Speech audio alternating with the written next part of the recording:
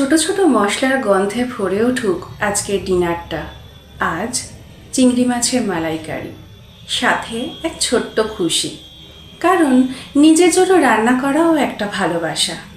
চলুন দেখে নেওয়া যাক চিংড়ি মাছের মালাইকারি করতে কি কি উপকরণ লাগে।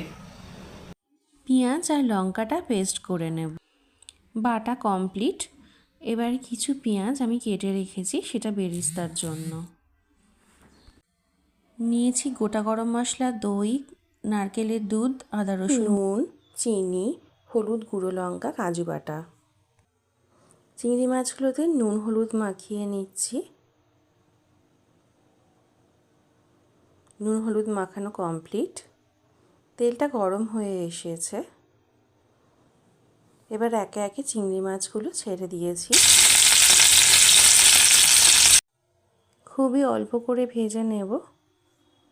এবার বেরেস্তাটা বানিয়ে নিচ্ছি।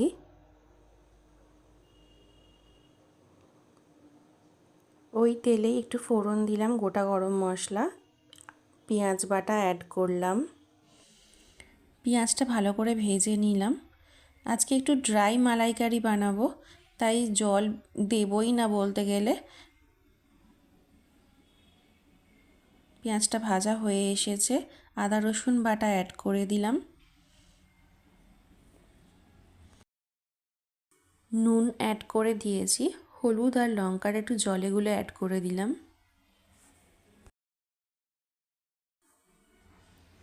চিনি আর টক দই ফেটিয়ে রেখেছিলাম, সেটা অ্যাড করে দিচ্ছি।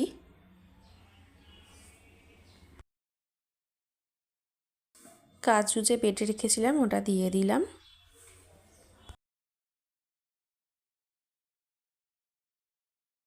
নারকেলের দুধটা অলরেডি অ্যাড করে দিয়েছি। এবার কালারের জন্য একটু Kashmiri red chilli powder add করলাম। ভালো করে সব মিক্স করে নিলাম। কষানো মোটামুটি কমপ্লিট। এরপর চিংড়ি মাছগুলো দিয়ে দিলাম।